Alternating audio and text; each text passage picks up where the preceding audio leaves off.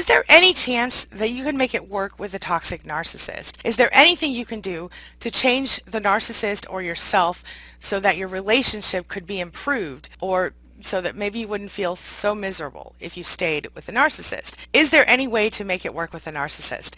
That's what we're talking about today at queenbeing.com. So let's get started. Closed captioning provided by Athena Moberg and CPTSDFoundation.org.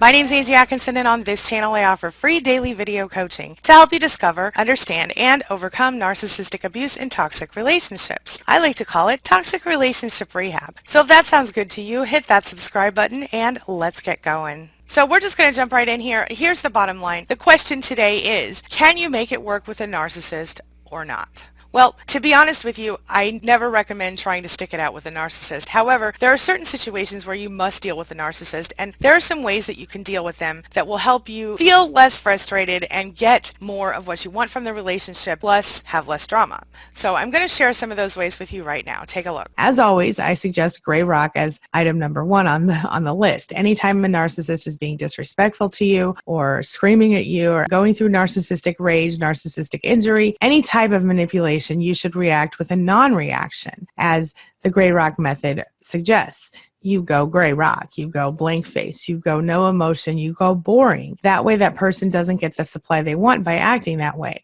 And on that same token, if someone that you cannot go no contact with gives you positive attention, whether they're love bombing you or otherwise, then you behave in a relatively kind way in response. You give them positive feedback, because then if they get no feedback when they're negative or they get positive feedback when they're positive, there's more likely a chance that they're going to lean toward being positive with you in the future, because they don't get any sort of supply or response when you're negative. A lot of times people who are dealing with narcissists have to kind of learn how to shine them on a little bit, because a narcissist needs supply. So if you are forced to deal with this person, the best thing that you can do is, again, when they do something good, give them extra praise. Give them extra "you're so awesome" treatment. Because when they feel like you admire them or you think they're amazing, they're going to be more likely to be kind to you. It's just a fact. It's an unfortunate fact, but it is a fact. So with a narcissist that you cannot go no contact with, anytime you have the opportunity to praise them, do so. It will make them like you more.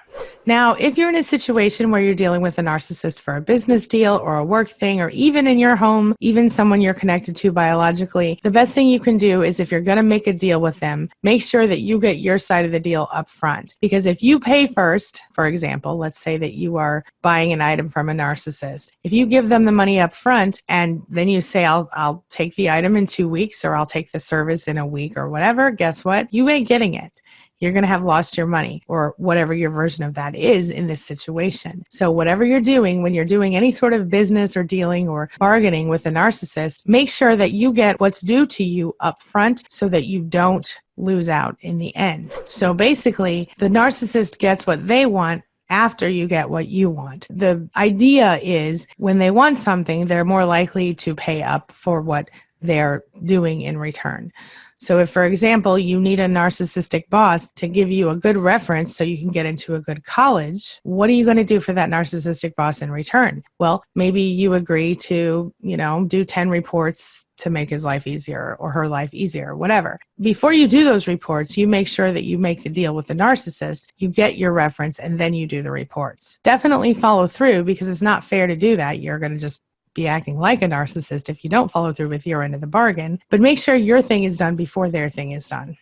If you give them a way to seem awesome or amazing in the process, even better. This is something that benefits you a little more when you're dealing with a narcissist. So for example, if we're going back to the same example, if you can say, "Oh my gosh, I heard about that awesome reference letter you wrote for Mr. X. I bet you can do something amazing and really make my life better, blah, blah, blah, blah, blah." Then when they do turn over the reference letter to you, you can just go gushy gush about how amazing that letter is and how wonderful it is and how you're going to tell everybody how awesome they are and how thankful you are. That will make a narcissist like you more. That will make a narcissist more willing to do things for you in the future, especially if you follow through on your end of the bargain in the first place. What if this isn't about a narcissist, boss? What if you don't have anything to offer the narcissist to make them feel amazing? Then how do you deal with it? One thing that has worked for many of my clients in the past is the simple act of asking them, what would so-and-so think, or what would people think if you did this thing? Look, narcissists are generally not stupid people, but they also generally don't think about what other people would think or care about unless that person matters to them or their opinion matters to them. So if you're not really in a place where you can sort of tell the narcissist, hey, what would people think?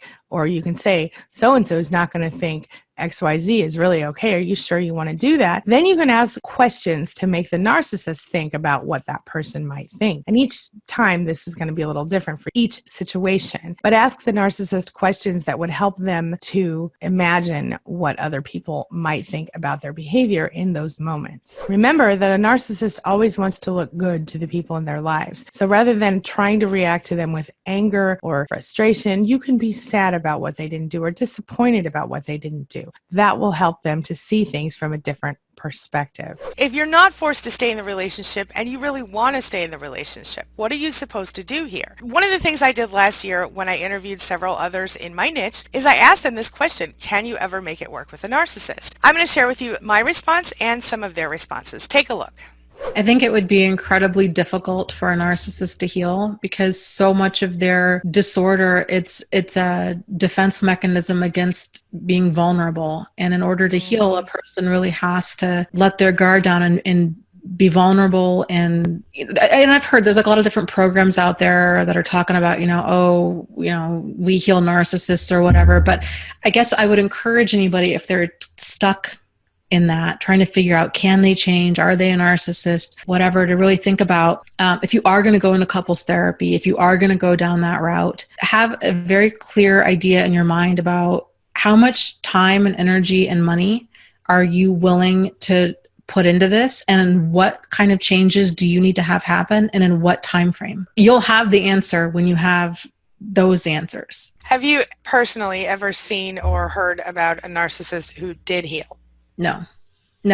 If anything, they tend to get worse over time, not better. At the domestic violence shelter I worked at, they had, and many shelters have, at least they used to, I don't know if they do so much anymore, but they used to have programs for violent men, basically, that had been abusive. And it was kind of this domestic violence rehabilitative type program. And what a lot of places were finding, that it was making them worse, not better. When you've got that person that's kind of locked into that fight reflex, their behavior is a reflection of their mindset. And if a person's mindset is all about dominance and deceit, and it's all about winning at the expense of everybody else, that's deep-seated pathological behavior. And it's like playing whack-a-mole. Like, they might not become like physically violent anymore, but then odds are that same mindset's going to resurface in verbal abuse and emotional abuse and sexual and financial and spiritual abuse. An abusive person, by and large, that's so deep-seated in their personality that I think if they were to change, it would take decades. And regardless, a person,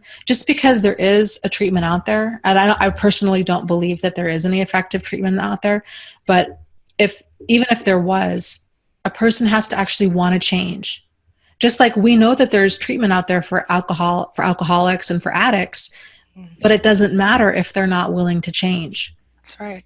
And so, and during that time, when that person's going through that cycle of change, there's that whole pre-contemplation and contemplation, there's all these different stages of change. When they're going through that, in the meantime, everybody that's on the receiving end of that, of the alcoholism, the addiction, the abuse, what have you, is being dragged through hell and is being traumatized. So even if they could change, it's going to create PTSD in everybody around them up until they do change. So I'm a big fan of keeping ourselves safe and sane and limiting the amount of damage from destructive people in our lives. Dr. David Hawkins is a psychotherapist who has said, I can change a narcissist, I have cured a narcissist. And I've talked about him before on this channel a couple of different times. The first time when a viewer came to me and said, hey, have you heard about this guy? What do you think about what he has to say? Well, here's a clip from that video where I talked about what Dr. Hawkins is all about, just to give you an overview and kind of review for you exactly what his theory is. Here you go, take a look. So the first step that I hear him talking about is he thinks that if a narcissist has an appropriate breakdown, they could feasibly come out of it and behave properly. There's some truth to that. He gives an example in a video. He says that he has a client, and this client was in his care getting therapy because his wife left him. Dr. Hawkins worked with this client to help him have the breakdown, which occurred because of the fact that his wife left him. Dr. Hawkins goes on to say that he helped him work through all his little issues and help him learn how to process emotions correctly. And now he says this couple is enjoying the relationship better than they ever have before, something of that nature. So what it comes down to is I would like to know how those people are doing in 6 months. I'd like to know how they're doing in a year. Because what I have seen is that when a narcissist changes, they will change. Absolutely, they'll change if they are threatened or if something that they want is going to be taken away from them, such as maybe their primary source of supply, and depending on the narcissist. But what happens is the change is temporary almost every time. I've never personally seen a narcissist permanently change, and I've not been able to find a lot of other people who agree that you can permanently help a narcissist change or heal from narcissism. Dr. Hawkins argues that change is only likely to occur in these cases if they really do think they're going to lose something, if what they stand to lose is greater than what they have to give to change. Richard said he had not heard of Dr. Hawkins before, but here was his opinion on how this whole deal works. If somebody has full-blown narcissistic personality disorder, I'm fairly traditional in a lot of my approaches, and that is one of them, which is no, my understanding of the mechanics of the disorder are such that if they have that rare diagnosis, they will, as an intrinsic element of narcissistic personality disorder, they kind of have to reject therapy. They have to reject help from the outside and help within their most intimate and vulnerable spaces. So what it comes down to with Dr. Hawkins, in my opinion, is that he's teaching behavior modification, and narcissists who are afraid they're going to lose someone or who are trying to get back a valued source of supply might temporarily change their behavior thanks to behavior modification and extensive therapy. Now, with that being said, according to what I heard from the videos that I watched of Dr. Hawkins, as well as from several clients of his who reached out to me after these videos were done, it does require the person to maintain and stay in therapy as long as they are going forward. That's convenient when you're charging by the hour. Even those who said, yes, I was helped, my husband was helped, my wife was helped by this person, which I think, to be honest with you, I think he only works with male narcissists, then even those people said, now it only happens once a month or once a week or whatever. So it still goes on. It does not change. And any change that does come is a result of behavior modification, not true, deep, intrinsic change. Cure is a pretty strong word to use in this context. I mean, it would be remarkable, not least because if we come at it from another angle, in terms of psychoanalysis and psychotherapeutic practice, we know and we accept that childhood trauma is very, very hard to deal with. Mm-hmm. So if you had basically to say I can cure narcissism is to say I can cure deep, long-term, deep-seated childhood trauma, its effects. And if that were true, he would have done something truly remarkable. And if that were true, and he had uncovered such a methodology, why would he be focusing on narcissistic predators instead of on everybody else who suffered childhood trauma? So it seems like a spurious claim that's guaranteed to do its own marketing for you. Mm-hmm. And I would be very suspicious of anybody claiming that. So the question now is, can a narcissist change? Is it possible for a narcissist to change? Well, if you've watched my channel very long, you know my stance on this, and that is very similar to Richard's stance. No, they don't change. Can they? Sure. Yeah, it's possible. And in my opinion, what that would take is they would need to identify and overcome their core wound. Heal it, dig deep down and find out exactly what it is that's stopping them from being a normal, healthy person, what it is that's stopping them from having empathy for other people, and then heal that problem and then learn empathy again as though they were small children. You will never see a narcissist do this, in my opinion, and from my research, anybody that I have found who actually claims a narcissist has changed, inevitably what it all boils down to is that that person has been taught how to deal with a narcissist. The narcissist might have certain behavior modifications in place, but in general, what it comes down to is that the person claiming a narcissist has changed has literally changed themselves and the way they deal with the narcissist. I have not ever heard of a single narcissist successfully changing. I stand by that statement, and I've made it before. Have you personally ever run across anyone that was cured? In terms of personality disorder? Narcissistic personalities specifically, yeah. No, I mean, there's people on the internet who've claimed it, but people on the internet claim all kinds of things. You know, in the strength and conditioning community, I always joke, you know, everybody you speak to online can squat double their body weight. They can run 20 kilometers in under 2 hours. You can be whatever you want to be from behind the screen. No, I've never seen it. So bottom line, can you make it work with a narcissist? Well, you might make it so that you can tolerate it, but you're never going to make it really, really good. You're always going to be lacking something, and that something, in my opinion, is validation from the narcissist. It's not that you need validation from the narcissist. It's just that everyone in every couple might need a little validation here and there, and the narcissist is never going to give it to you. It is against the narcissist's nature to give it to you, and if you grew up in a home with a narcissist parent and now you're with a narcissist partner, you're going to be starving for validation. One of the best things you can do for yourself in this case is to start working on your self-esteem and your self-worth and recognize that you can in fact validate yourself, and when you do that, you will take this whole thing to a whole new level. I promise you that.